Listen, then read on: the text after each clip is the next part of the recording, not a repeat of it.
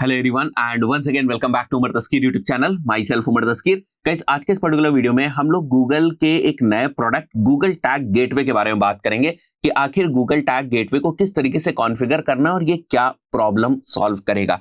तो सबसे पहले कुछ कॉन्सेप्ट्स को समझना जरूरी है, तभी आप गूगल टैग गेटवे का यूज केस समझ पाएंगे। देखिए, होता क्या है, जनरली अगर आपके पास कोई वेबसाइट है तो उसके ऊपर आप अपना GTM को इंस्टॉल करते हैं या फिर GA4 को इंस्टॉल करते हैं। अब GTM को और GA4 को लगाने के तरीके अलग हो सकता है GTM को आपने डायरेक्टली कोड में जो है वो इंटीग्रेट किया हो, या फिर हो सकता है किसी प्लगइन की मदद से किया हो। इसी तरीके से GA4 को भी हो सकता है कि आपने अपनी वेबसाइट के अंदर डायरेक्टली इंटीग्रेट किया हो, या फिर किसी प्लगइन के थ्रू जो है वो इंटीग्रेट किया हो, या फिर GA4 को GTM के थ्रू ही जो है वो फायर कराया हो। कोई भी तरीका हो सकता है, बट कहने का मतलब यह है कि अगर आपकी वेबसाइट के ऊपर GTM या फिर GA4 लगा हुआ है और जब भी आपकी वेबसाइट लोड होगा क्या, साथ में GTM का या फिर GA4 का कोड भी लोड होगा। जैसे ये कोड लोड होगा, क्या होगा, एक HTTP रिक्वेस्ट जो है वो सेंड होगी। अगर GA4 का कोड फायर होता है तो जो HTTP रिक्वेस्ट सेंड होती है वो कुछ इस तरीके की जो रिक्वेस्ट है वो सेंड होती है। यहां पर ध्यान दीजिएगा, अभी मैं आपको प्रैक्टिकली दिखा भी दूंगा, ये रिक्वेस्ट एग्जैक्टली आपको सेंड होते हुए भी दिखेगी। तो जब भी GA4 फायर होगा, कुछ इस टाइप की जो रिक्वेस्ट है वो सेंड होती है, जिसमें अगर आप यहां पर देखें तो googleanalytics.com आपको डोमेन देखने को मिल रहा है। उसी तरीके से जब GTM फायर करता है तो जो HTTP रिक्वेस्ट सेंड होती है वो कुछ इस टाइप की होती है, जहां पर googletagmanager.com होता है। अब ये जो रिक्वेस्ट सेंड हो रही है ये थर्ड पार्टी कॉन्टेक्स्ट में रिक्वेस्ट सेंड हो रही है। तो मान के चलते हैं कि जिस भी पर्सन ने आपकी वेबसाइट ओपन करी और उसमें GTM और GA4 लोड हुआ और ये वाली जो रिक्वेस्ट है वो सेंड हुई, और अगर उसने अपने ब्राउजर में किसी भी तरीके का एक्सटेंशन वगैरह लगा रखा है जो कि एड ब्लॉकर टाइप का एक्सटेंशन हो सकता है, तो उस पर्टिकुलर सिनेरियो में जो एड ब्लॉकर्स होते हैं वो बेसिकली यही देखते हैं कि भाई ये वाला URL है तो वो इसको ब्लॉक कर देते हैं और यहां से जो रिक्वेस्ट है वो नहीं सेंड होती और बेसिकली आपकी जो ट्रैकिंग है वो ठीक तरीके से नहीं हो पाती है। तो ये जो रिक्वेस्ट सेंड हो रही हैं, थर्ड पार्टी डोमेन आप इनको बोल सकते हैं। इन थर्ड पार्टी डोमेन्स के लिए जो रिक्वेस्ट सेंड हो रही हैं ये थर्ड पार्टी कॉन्टेक्स्ट की रिक्वेस्ट है, और इनसे जो ट्रैकिंग है वो बेहतर तरीके से नहीं किए जा सकती और बहुत सारी प्रॉब्लम जो है वो क्रिएट होती हैं। यही रीजन था कि सर्वर साइड ट्रैकिंग जो है वो आई। अब गूगल टैग गेटवे क्या करेगा, ये वाली जो रिक्वेस्ट है इनको रूट कर देगा आपके डोमेन के थ्रू, यानी फर्स्ट पार्टी कॉन्टेक्स्ट में उसको रूट कर देगा। जब वो फर्स्ट पार्टी कॉन्टेक्स्ट में उनको रूट कर देगा तो फिर जो आपके एड ब्लॉकर्स वगैरह के एक्सटेंशंस होते हैं उनसे कोई भी फर्क नहीं पड़ने वाला है, बिकॉज जो रिक्वेस्ट है वो अब कुछ इस टाइप की रिक्वेस्ट जो है वो हो जाएगी, जैसे analytics.yourwebsite.com या फिर आपका ही डोमेन यहां पर आ जाएगा।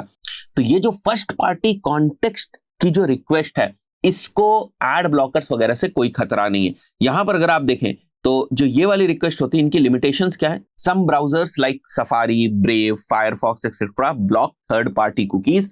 Ad blockers might block requests to googleanalytics.com or gtm.com, right? GDPR and privacy restrictions may treat it more strictly. जो थर्ड पार्टी की रिक्वेस्ट होती है, तो जो मुद्दा है वो सिंपल सा यही है कि ये जो थर्ड पार्टी रिक्वेस्ट है ये हमारी फर्स्ट पार्टी कॉन्टेक्स्ट में होनी चाहिए। अब उसी प्रॉब्लम को सॉल्व करता है आपका गूगल टैग गेटवे। तो सबसे पहले मैं आपको ये रिक्वेस्ट जो है वो दिखा देता हूं। तो देखिए, यहां पर मेरे पास एक रैंडम सी वेबसाइट है और इसके ऊपर मैंने GTM को इंस्टॉल करके रखा है और GTM की मदद से मैंने GA4 टैग भी फायर किया हुआ है। अब अगर मैं इस वेबसाइट के ऊपर वापस आता हूं तो यहां पर सीधे मेरे को इंस्पेक्ट करना है।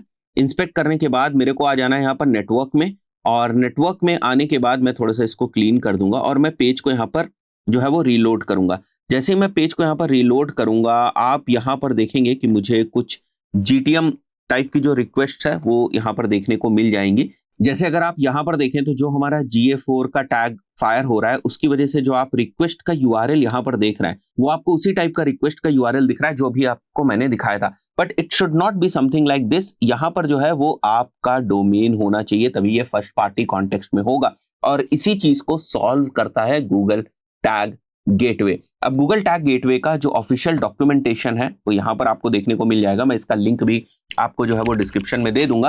बट हम लोग जो गूगल टैग गेटवे को सेटअप करेंगे वो बड़े आसान तरीके से सेटअप करेंगे। वो हम लोग यूज करेंगे क्लाउडफ्लेयर को और साथ ही साथ यूज करेंगे हम लोग GTM को। तो GTM तो आप लोगों ने जैसे फॉर एग्जाम्पल पहले ही बना के रखा होगा, तो सिंपली आपको अपने कंटेनर के ऊपर जाना है और कंटेनर के ऊपर जाने के बाद यहाँ पर आपको एडमिन वाले सेक्शन में जाना है।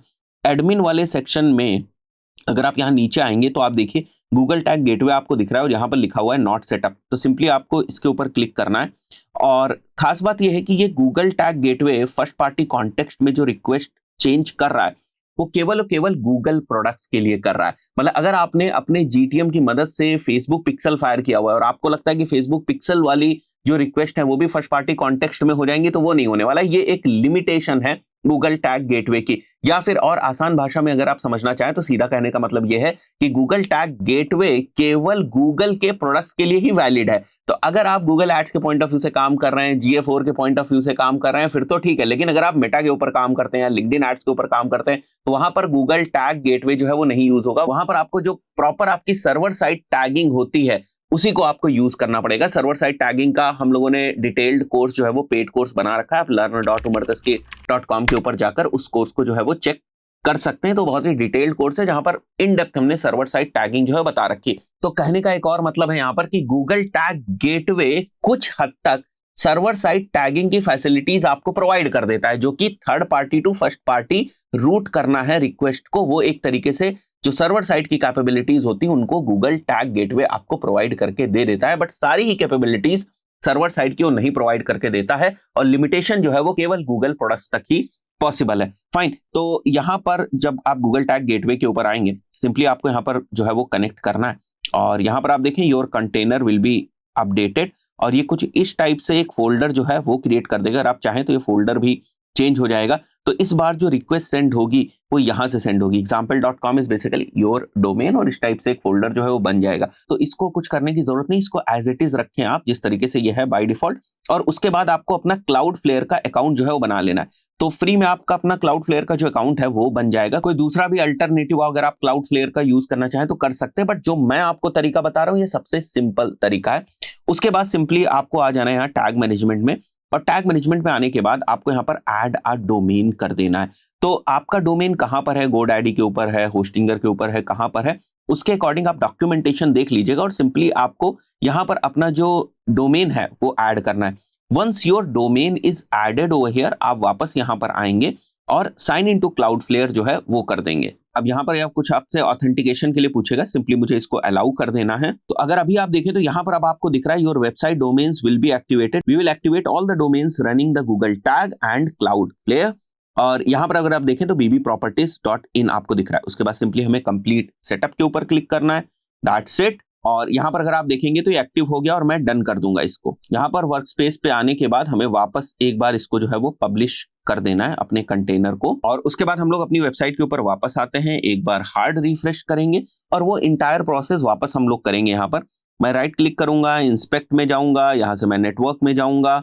एक बार के लिए मैं सारी यहाँ पर जो भी चीजें थी उनको क्लीन करके वापस जो है वो पेज को रीलोड करूंगा। तो यहाँ पर देखिए इस बार जो GA4 का रिक्वेस्ट URL है वो आप देख सकते हैं किस टाइप से, ये फर्स्ट पार्टी कॉन्टेक्स्ट में हो गया। पिछली बार आपको एनालिटिक्स टाइप से दिख रहा था, बट इस बार अगर आप सेम चीज को देखेंगे तो ये फर्स्ट पार्टी के कॉन्टेक्स्ट में जो है वो हो जाएगा। सो आई बिलीव अभी आपको समझ में आ गया होगा कि गूगल टैग गेटवे क्या काम करता है और आपको इसको किस तरीके से कॉन्फ़िगर जो है वो करना है। जो क्लाउडफ्लेयर वाला मेथड है ये बहुत ही सिंपल सा मेथड है, मतलब 2-3 क्लिक्स में हो जाता है, इसलिए हम लोगों ने इस वाले मेथड को फॉलो किया। बाकी आप यूज केसेस समझ लें कि क्या इसका यूज केसेस है।